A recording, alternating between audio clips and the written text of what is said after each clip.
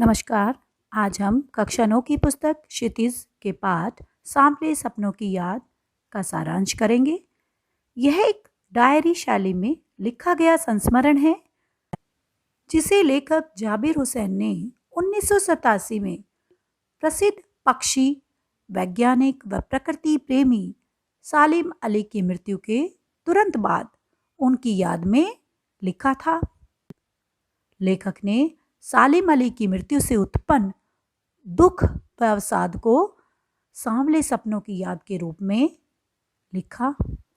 सांवला रंग सपनों के लिए प्रयुक्त हुआ है। लेखक ने अपने दुख के भावों को काला बताया है। रंगों का हमारे जीवन में बहुत महत्व होता है। हम अपने मन के भावों को रंगों से जोड़ते हैं। जैसे खुशी का प्रतीक हम हरे रंग को, और डर से हम बोलते हैं कि डर के मारे सफ़ेद पड़ गया। शर्म से लाल होना, तो उसी प्रकार दुख का रंग हम काला या सांवला मानते हैं। लेखक कहते हैं कि पक्षी प्रेमी सालिम अली के सपने भी अब खामोश अर्थात मौन हो गए हैं।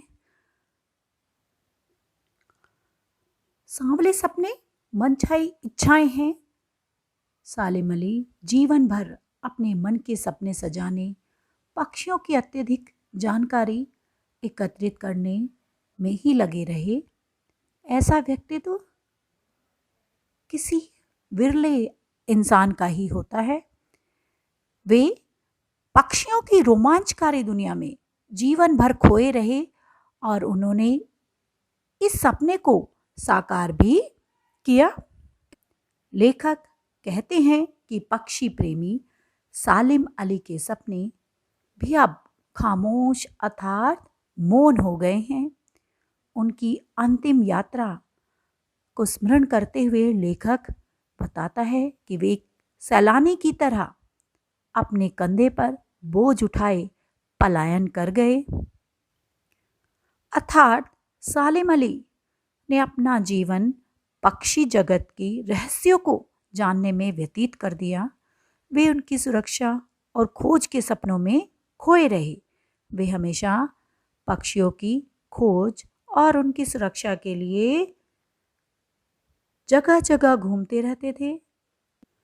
लेकिन इस बार तो वे मानो शहर की इस भीड़ भाड़ भरी जिंदगी से आखिरी बार चले हैं कि वहाँ से कि उनकी मृत्यु हो गई है, अब वो वहाँ से वापस नहीं आ सकते। उनकी अंतिम यात्रा में ऐसा लगता था कि मानो वे कोई पक्षी हों जो मौत की गोद में जा रहे हों।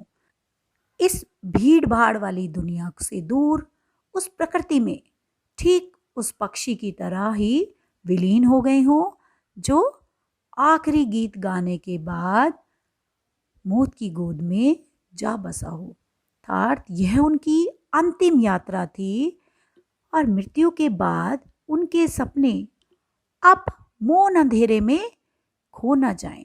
लेखक को लगता है कि अब जिसे वह जानते थे वह दोबारा पैदा नहीं हो सकता और कोई भी मनुष्य इस थके हुए पक्षी को सताना नहीं चाहेगा, उन्हें परेशान नहीं करना चाहेगा कि अब अगर कोई चाहे भी तो वो अपने दिल की धड़कन देकर भी उन्हें वापस नहीं ला सकता, कि मृत्यु के बाद मनुष्य को वापस लाना असंभव है। लेखक उनके विषय में बताता हुआ कहता है कि वे अनन्य पक्षी प्रेमी थे। वे कहते थे कि मनुष्य स्वार्थी है, वह प्रकृति के विषय में नहीं सोचता बल्कि अपने स्वार्थ के वश में होकर उस प्रकृति का उपयोग करता है। वे सभी मनुष्यों से पक्षियों को उन्हीं की दृष्टि से देखने को कहते थे। उनके अनुसार हमें प्रकृति की सुरक्षा, खुशहाली की चिंता करनी चाहिए, पक्षियों की सुरक्षा के लिए प्रयास करने चाहिए। उनके अनुसार प्रकृति को उसी की नज़र से देखना चाहिए। प्रकृति को अपने आनंद के लिए नहीं बल्कि उसकी सुरक्षा की दृष्टि से देखना चाहिए। लोग प्रकृति को अपने स्वार्थ पूर्ति का साधन मानते हैं। मनुष्य पक्षियों की भाषा नहीं समझ सकता, वह उन्हें अपने मनोरंजन के साधन के रूप में देखता है। यही कारण है कि पक्षी अपनी आवाज के माध्यम से जिन भावनाओं को व्यक्त करते हैं, उन्हें सुनकर मनुष्यों के मन में कोई रोमांच अनुभव नहीं होता, कि वो किसी रोमांच का अनुभव नहीं करते। प्रकृति के इसी सौंदर्य का वर्णन करते हुए लेखक वृंदावन की घटना का वर्णन करते हुए कहते हैं कि जैसे इस बात का कोई प्रमाण नहीं है कि वृंदावन में कृष्ण ने कब रासलीला रचाई, भले ही कृष्ण के बचपन की शरारतों को किसी ने नहीं देखा कि कब उन्होंने घने पेड़ की छायों में विश्राम किया, कहाँ उन्होंने बांसुरी बजाई, कोई नहीं जानता। मगर आज भी कोई अगर वृंदावन जाता है और नदी के सांवले पानी को देखता है तो उसे कृष्ण की याद आ जाती है। आज भी ऐसा लगता है कि वृंदावन कृष्ण की बांसुरी के जादू से खाली नहीं हुआ। उसी प्रकार आगे आने वाली हमारी पीढ़ी भी सालिम अली की प्रकृति व पक्षी प्रेम को अनुभव करेंगी। उन्हें हमेशा पक्षी प्रेमी के रूप में याद किया जाएगा। इसके बाद लेखक सालिम अली के व्यक्तित्व का परिचय देते हुए बताते हैं कि वे कमजोर शरीर वाले व्यक्ति थे और 100 वर्ष का होने में उन्हें कुछ ही दिन शेष बचे थे और पक्षी प्रेम के कारण वो दुर्लभ यात्राएं किया करते थे। दूर दराज तक जाकर वो पक्षियों को देखने, उनकी आदतों और उनकी सुरक्षा के विषय में सोचा करते थे और शायद यही कारण था कि इतनी लंबी लंबी यात्राओं से उनका शरीर कमज़ोर हो गया था। वे उम्र के 100वें पड़ाव के करीब थे और यात्राओं की थकान ने उन्हें कमज़ोर कर दिया था और उनकी मृत्यु कैंसर नामक बीमारी के कारण हुई। परंतु एक बात स्पष्ट थी कि इन सब कठिनाइयों के बावजूद भी उनका पक्षी प्रेम कभी खत्म नहीं हुआ। वो पक्षियों की तलाश और उनकी हिफाजत के लिए समर्पित रहे। वे अद्भुत बर्ड वॉचर थे। बर्ड वॉचर वो होते हैं जो पक्षियों की खोज में ही लगे रहते हैं, उनका बारीकी से अध्ययन करते हैं। वैज्ञानिक सालिम अली की नज़रों की यही विशेषता थी कि वो बूढ़ी होने पर भी पक्षी प्रेमी सालिम अली ने उम्र के इस ऊंचे पड़ाव पर पहुंचकर भी पक्षियों के प्रति अपनी निष्ठा को कभी मरने नहीं दिया। वो अंतिम समय तक पक्षियों की सुरक्षा के लिए ही प्रयास करते रहे। उनकी नज़रों में ऐसी अद्भुत शक्ति थी कि वे धरती से आकाश तक फैली इस प्रकृति को अपने सम्मोहन से बांध लेते थे। वे प्रकृति से प्रभावित होने की बजाय उसे ही प्रभावित करने वाले लोगों में से एक थे। उन्होंने प्रकृति में अपने लिए एक हंसती खेलती और रहस्यात्मक दुनिया फैला रखी थी और उस दुनिया को बनाने में उनकी पत्नी तहमीना का योगदान रहा था। तहमीना पहले उनकी सहपाठी थी। उन्होंने हमेशा सालिम अली को पक्षी जगत के कार्यक्षेत्र में आगे बढ़ने के लिए प्रोत्साहित किया कि हमेशा वो उनका उत्साह बढ़ाती थी और उन्होंने कभी उनके पक्षी प्रेम के प्रति अरुचि प्रकट नहीं की। सालिम अली प्रकृति में एक विचित्र सा जादू महसूस करते थे। वे प्रकृति के कण कण में अपना जुड़ाव महसूस करते थे। वे पहाड़, झरने, जंगल आदि को बहुत निकटता से देख चुके थे।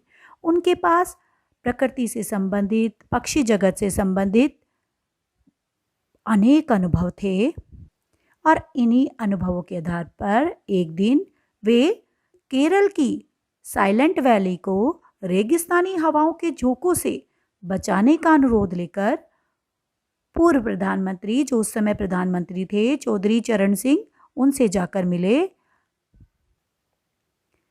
उन्होंने साइलेंट वैली को रेगिस्तानी हवा के झोंकों से बचाने का अनुरोध प्रधानमंत्री जी से किया, जिसे सुनकर वे उनकी पर्यावरण सुरक्षा संबंधी बातों को सुनकर भावुक हो गए।